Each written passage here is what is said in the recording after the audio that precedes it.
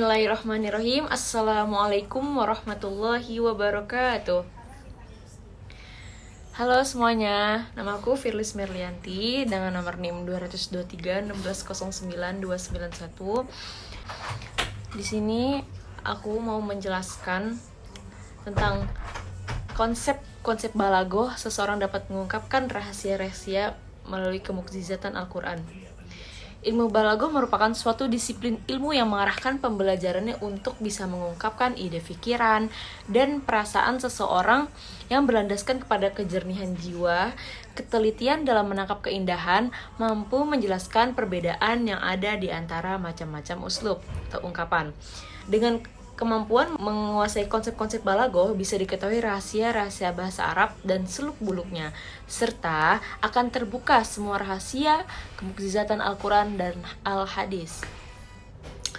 Balaghah memiliki 3 bidang kajian ilmu. Salah satu diantaranya yaitu Al-Ma'ani. Ilmu Ma'ani adalah ilmu yang mempelajari bagaimana kita mengungkapkan ide atau perasaan ke dalam sebuah kalimat sesuai dengan tuntutan keadaan dari pendapat tersebut. Dan dapat disimpulkan juga bahwa dengan memahami ilmu ma'ani, seseorang dapat memahami Al-Quran dan Al-Hadis secara utuh, yaitu tidak saja memahaminya dari aspek tekstual, tetapi juga konstekstual.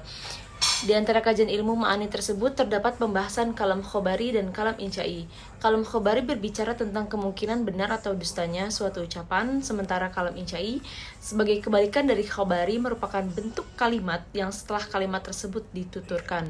Kita tidak bisa menilai benar atau salah. Dengan memahami kalam ini beserta jenis-jenis serta tujuannya, seseorang membaca Al-Quran dan Al-Hadis akan mampu menentukan dan memahami makna suatu kalimat. Misalnya, ada kalimat tanya, kemudian ada panggilan, harapan, perintah, larangan, dan sebagainya.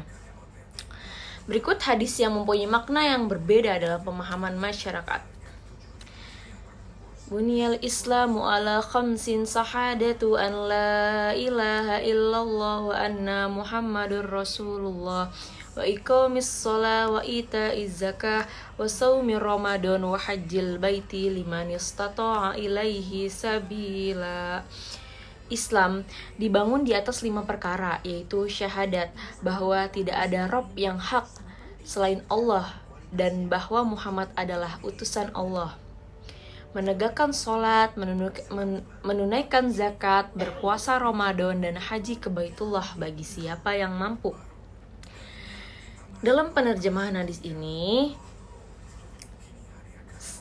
penganalisis melihat hasil terjemahan memiliki kekurang ketepatan dalam menggunakan tanda baca. Seharusnya pada terjemahan hadis ini menggunakan tanda baca titik 2 yang berfungsi untuk menjelaskan sebuah pernyataan, sehingga pengalihan yang tepat pada terjemahan ini adalah Islam dibangun atas 5 perkara, yaitu titik 2. Seperti itu. Kemudian kekurang tepatan yang lain ditemukan pada pemilihan terjemah kata yang diterjemahkan syahadat. Sebagaimana membacanya dalam kalimat bahasa Arab, penganalisis berpendapat untuk kata ini diterjemahkan dengan kata bersaksi, sebagaimana asal katanya, yaitu artinya bersaksi. Kemudian pemilihan kata terjemah pada kata Rob bisa diterjemahkan dengan kata Tuhan. Lalu penganalisis juga menemukan penggunaan kalimat dalam mengalihkan klausa, artinya menegakkan sholat, yang bisa juga menggunakan arti mendirikan sholat. Dan juga pada kalimat tersebut artinya dan menunaikan zakat, yang bisa diartikan juga menjadi membayar zakat. Kemudian kalimat dan puasa Ramadan pada terjemahan ini lebih efektif ditambahkan kata di bulan, yaitu menjadi dan puasa di bulan Ramadan. Dan menurut penganalisis juga, terjemahan di setiap kalimat tersebut sudah baik dan pesan yang ingin disampaikan pun telah tersampaikan. Dan kita sebagai masyarakat pun akan menjadi paham dengan apa maksud dari hadis tersebut. Dan juga menemukan terjemah yang berbeda. Walaupun antara kedua terjemah tersebut sama dalam segi makna dan penafsiran, kemudian ada kesalahan yang penganalisis temukan, yaitu penggunaan kalimat yang kurang efektif dalam mengalihkan klausa. Layaknya seperti haji ke Baitullah bagi siapa yang mampu. Pengalihan kalimat ini sebaiknya dapat lebih diefektifkan dengan syarat pesan yang ingin disampaikan dapat tersampaikan dan tidak menyalahi kaidah kata bahasa yang ada pada bahasa sasaran. Dengan hanya mengalihkan klausa ini menjadi pergi haji ke Baitullah bagi siapa yang mampu, atau dan berhaji ke Baitullah bagi siapa yang mampu. Dan menurut saya ini lebih tepat dan telah menyampaikan pesan yang ingin disampaikan oleh teks sumber. Baik. Kemudian jika kita lihat dari perspektif ma'ani, berikut analisis hadis, sehingga penerjemahan yang tepat pada hadis ini ialah menjadi Buniyal Islamu ala khamsin syahadati an la ilaha illallah wa anna Muhammadar Rasulullah wa iqamis shalah wa ita'iz zakah wa shaumi Ramadan wa hajjil baiti liman istata'a ilaihi sabila. Yang artinya menjadi Islam dibangun atas 5 perkara, yaitu bersaksi bahwa tidak ada Tuhan selain Allah dan bahwa Muhammad adalah utusan Allah. Kemudian mendirikan sholat, membayar zakat, dan puasa di bulan Ramadan, dan pergi haji ke Baitullah bagi siapa yang mampu. Pada hadis berikut ini, analisis pun yang tepat merupakan hadis yang termasuk dengan kalam insya atau non-berita yang bertujuan sebagai perintah. Dapat kita lihat dengan adanya fi'il amr. Ada koma, ada itai, ada som, ada haj.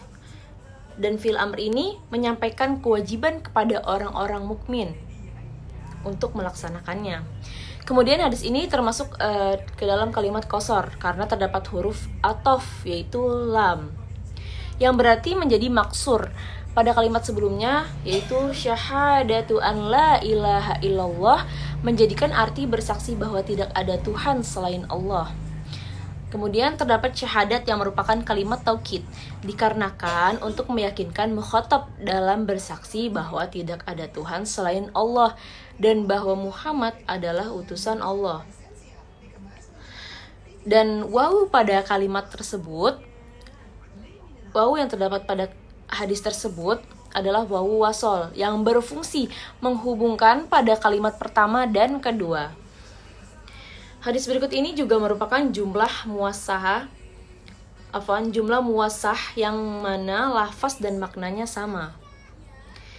Baik, mungkin hanya ini yang dapat saya sampaikan. Selebihnya saya mohon maaf, atau mungkin ada yang ingin ditambahkan, ditanyakan, silakan ditambahkan pada kolom komentar. Billahi taufiq wal hidayah. Wassalamualaikum warahmatullahi wabarakatuh.